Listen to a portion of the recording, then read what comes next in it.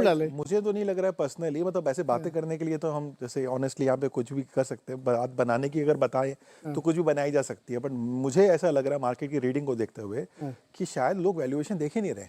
और ये बात सही है। और ये बात सिर्फ मैं रिटेल इन्वेस्टर के लिए नहीं कह रहा हूँ, मतलब जो सीजन फंड मैनेजर्स है वो भी नहीं देख रहे हैं। तो सवाल ये उठता है कि क्यों नहीं देख रहे। हाँ, तो देखने का ये कारण है कि जब आपके पास इतनी मैसिव लिक्विडिटी आ रही है, जहां पे लिक्विडिटी का मतलब है नए पैसे आपको लग रहे हैं, चाहे वो डायरेक्ट लगा रहे हैं कि थ्रू फंड लगा रहे हैं, तो आप कितने दिनों तक कैश में रहेंगे जहां मार्केट एक तरफा ऐसी रैली दे रहा है जहां रुकने का नाम नहीं है। इसका मतलब अगर आपने कैश कॉल ले लिया, और आप, मैंने लास्ट टाइम भी इस एपिसोड में कहा था कि अगर आपने कैश कॉल लिया है और आपने 6 महीने पहले अगर कैश कॉल ले लिया है तो आप सबसे बड़े अंडर परफॉर्मर हो आज की डेट में। तो आप बाकी लोगों के साथ कंपेयर करोगे तो आपका अल्फा ही नहीं आएगा, या आप बेंचमार्क से पीछे चले जाओगे। कोई भी फंड मैनेजर ये अफोर्ड नहीं कर सकता है। So point being, you are forced to participate in the market because of the strong liquidity and because there is nothing to justify कि मैं क्यों बेच के कैश में खड़ा हो जाऊं। तो आप बातें, जैसे मैंने कहा कि बातें बनाने के लिए आप कोई पॉइंट रख सकते हैं, जैसे कि सीट की बातें कर रहे हैं या बजट में पे कैपिटल गेन हो गया, मगर इससे इंपैक्ट क्या हुआ? आपकी कोई अर्निंग घट गई क्या? आपको ऐसा लग रहा है कि भाई मल्टीपल इससे ज्यादा जस्टिफाई हो रहा है? ऐसा कुछ भी नहीं हो रहा है। सो आई बिलीव कि फंडामेंटल है। और ये जैसे हम लोगों ने कई बार शो में चर्चा की है कि ये कोई 1 साल 2 साल वाली स्टोरी नहीं है। हम 2030 की बात कर रहे हैं, 8 ट्रिलियन 10 ट्रिलियन कोई भी नंबर आप पकड़ के बात कर ले, वहाँ पे इंडिया जाएगा। तो जब कोई अगर ऐसे लॉन्ग टर्म की बेट लेके सोच रहा है कोई भी इन्वेस्टर, तो फिर उसको डर ज़्यादा नहीं लग रहा है, बिकॉज उसको लग रहा है चलो ठीक है, कुछ करेक्शन आता भी है तो उस करेक्शन को मैं डाइजेस्ट कर सकता हूं, बट मैं रैली को मिस नहीं करना चाहता। बिकॉज जो रैली मिस कर रहा है, अगर सपोज एग्जांपल है कि 6 महीने पहले आपने एक फलाने स्टॉक पे आपने कैश कॉल लेके एग्जिट ले लिया, अब आप देख रहे हो वो स्टॉक ऑलरेडी डबल हो गया, परफॉर्मेंस प्रेशर आ गया, पता लगा ये क्या कर दिया मैंने। But what are you missing is big, because market every time आप देख रहे हो बहुत बड़ा जंप ले रहा है। So I think so people do not want to miss the wealth creating opportunity, and यहाँ पे डेफिनेटली बबल बन रहा है। मतलब इसमें कोई दो राय वाली बात ही नहीं है कि मार्केट महंगा है, मार्केट के पॉकेट्स में बबल है, सर्टेन सेक्टर्स में है। मगर आपने ये रीडिंग कर भी ली तो भी क्या हो गया? आप अल्टीमेटली तो आप पैसे बनाने के लिए मार्केट में आते हो, ना कि मार्केट को टाइम करने के लिए आते हो। सो ये बहुत बड़ा फंडामेंटल ये बहुत इंपॉर्टेंट बात है, दर्शकों समझिए, एनालिसिस करने के लिए थोड़े आए, पैसा कमाने के लिए। 200 के मल्टीपल पर भी अगर हमको डिक्शन अच्छा लग रहा है तो फिर खुदा मालिक है भाई साहब, तो क्या कर सकते हैं। सोनम मेरी बिल्कुल यंगेस्ट है, पीएमएस चलाती। सोनम, आप 2008 में कहाँ थी? पढ़ रही थी उस समय आईआईटी में?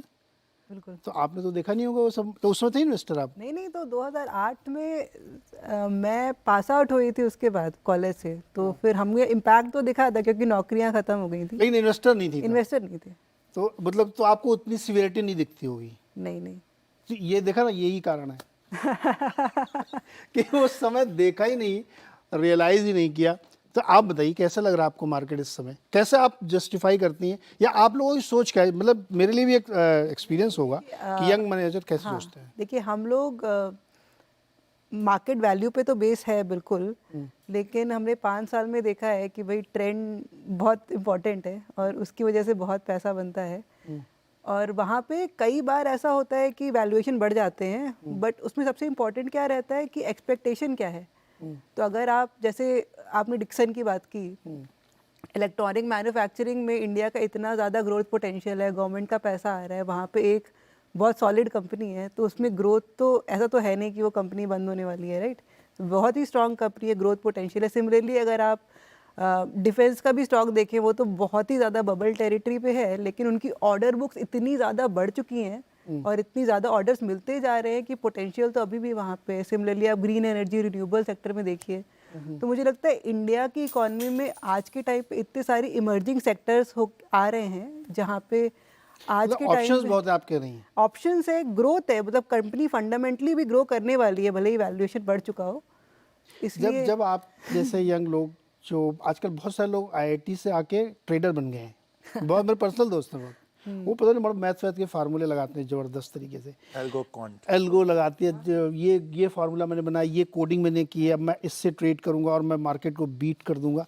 तो वो सब जो मैथमेटिकल फार्मूला है या जो वैल्यूएशन आपने पढ़ा, वो सब भूल गए आप लोग अब, कि अभी उसको तवज्जो देते हैं? वो तो यूज़ करते हैं, लेकिन देखिए जब आप कॉन्ट करते हो उसमें क्या होता है कि भाई मैं ट्रेंड पे या मोमेंटम पे मान लीजिए ट्रेड कर रही हूँ, अभी 20 स्टॉक पे करना है ना, अब वहाँ पे डिक्सन आ गया बहुत हाई वैल्यूएशन पे, तो ठीक है, हमने बाई कर लिया है। बट अगर वहाँ पे मान लीजिए हमारा कोई बाई किया हुआ स्टॉक अब करेक्ट करने लग जाते हैं। जैसे एंजल वन है, बहुत टाइम तक बाई किया, अब उसमें करेक्शन आने लग गया, बाकी स्टॉक उसके ऊपर आ गए, तो हम उससे काट के दूसरे स्टॉक में चले जाते हैं, राइट। विदाउट लुकिंग एट कि इसका वैल्यूएशन क्या है, मतलब चल रहा है, तुम हम आगे देखते हैं देखते हैं। अच्छा एक डिस्क्लोजर देखो, किसी भी स्टॉक का नाम यहाँ लिया जा रहा है तो सिर्फ एक्सप्लेनेशन के लिए, समझाने के लिए, कोई बाई सेल नहीं है। डिक्सन एंजल से हमारे कोई लेना देना नहीं है, जिससे कि कोई गलतफहमी ना हो किसी को। सो अब ये बताइए, मतलब आपने ये समझ लिया कि मार्केट कैसे चलता है, राइट। अब इतनी जो तेज़ी हो रही, लास्ट वीक हमने देखा कि जब फ्राइडे को एकदम तूफान मचा हुआ था, कैपिटल गेन्स वगैरह बढ़ गए, इससे कोई डर नहीं किसी को? देखिए, हमें लग रहा है कि चेंजेस आएंगे, और चेंजेस आई थिंक बजट के पहले आने चालू हो गए थे। किस टाइप की चेंजेस? किस तरह के चेंजेस, जैसे आपने देखा होगा कि भाई डिफेंस वाले स्टॉक में वॉलेटिलिटी आ गई, बट साइड में आपके केमिकल स्टॉक चल रहे थे, फर्टिलाइजर स्टॉक चल रहे थे, है ना, आपका फूड रूरल वाले स्टॉक चलने चालू हो गए थे। और आई थिंक बजट के बाद थोड़ा फोकस कंजम्पशन पे ज़्यादा आ रहा है कंपेयर टू इंफ्रास्ट्रक्चर, तो वो शिफ्ट तो पहले से होने लग गई थी। मुझे लगता है कि कुछ जगह पे बहुत ज़्यादा ओवर वैल्यूएशन है, उसमें कोई डाउट नहीं है, बट उसके अलावा अगर आप देखिए प्राइवेट बैंक्स को देखिए, आप अभी भी ऑटो में भी इतनी ज़्यादा हाई वैल्यूएशन नहीं है। उसके अलावा अगर आप देखें बहुत सारे सेगमेंट, फार्मा, ये भी हो सकता है कि मान लीजिए हाँ, कोई स्टॉक बहुत हाईली वैल्यूड हो गया ना अभिषेक, मान लीजिए जिसका वैल्यूएशन 25 होना चाहिए वो 75 पे है ना, तो आपने उसको कहा अब इसको नहीं लेंगे, रोक दिया उसको। अभी जिधर 50 वाला था उसको लेना शुरू किया, उसको 100 पहुंचा दिया आपने, तो ये सस्ता लगने लगा, है ना। अब इस पे चालू हो जाएंगे, फिर वो वाला सस्ता लगेगा, ऐसा ही हो रहा है। मुझे लग रहा है कि जिन्होंने भी वैल्यूएशन दे के काम किया है इस मार्केट के अंदर में, वो ज़्यादा खुश नहीं होंगे।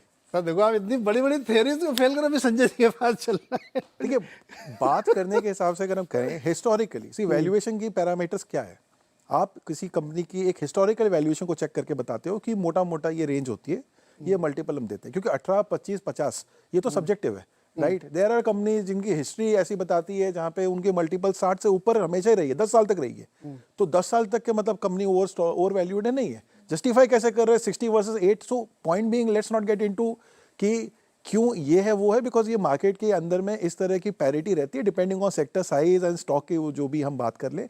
मगर मुद्दा ये है कि एज ऑन डेट कोई वैल्यूएशन को देख के मार्केट में पार्टिसिपेट नहीं कर रहा है, ये एकदम प्रूवन बात है। और देखने में थोड़ा और आगे के देख लो, 5 से 8 10 साल की स्टोरी। आप कंफर्ट ढूंढने की कोशिश अगर करना चाहें कैश फ्लो के बेसिस पे कि कंपनी की ग्रोथ क्या लगती है, और फिर मैं उसको देख रहा हूँ कि चलो अगर मैंने इस एंट्री प्राइस पे मैंने एंट्री ली, तो मेरे पास एटलीस्ट चलो अगर करेक्शन आता है तो मैं कहाँ तक 5 साल के बाद भी कहाँ खड़ा रहूंगा, तो उस तरह से देखने के लिए ठीक है।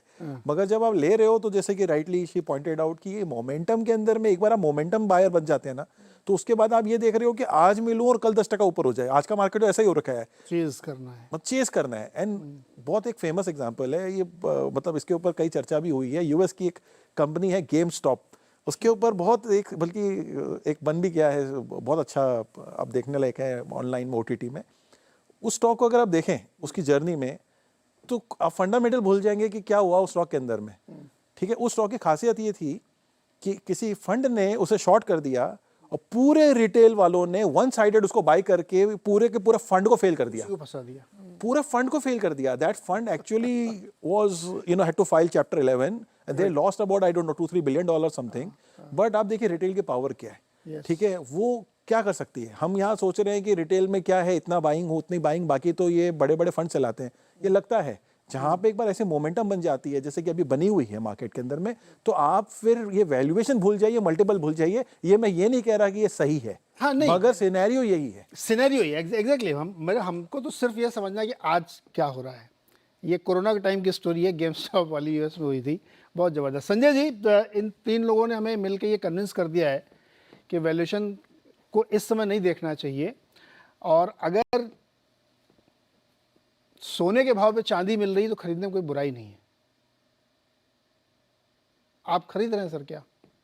मेरा अपना मानना है कि आप अगर मार्केट को देखें या किसी सेक्टर को देखें या किसी स्टॉक को देखें, तो उसके प्रति जब आप ओपिनियन बनाते हैं तो आपको उसको 3 डायमेंशन से देखना चाहिए।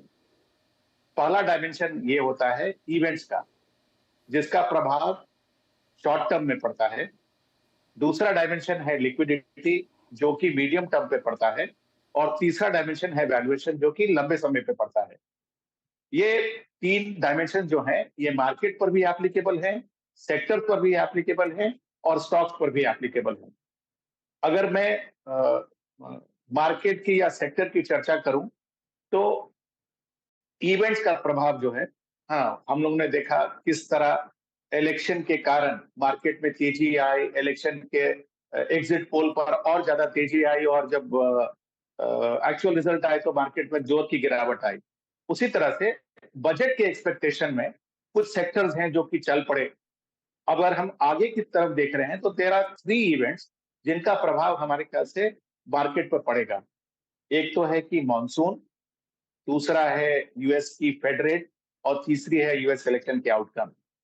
मॉनसून इक्वली डिस्ट्रीब्यूटेड होनी चाहिए in time and in the geography.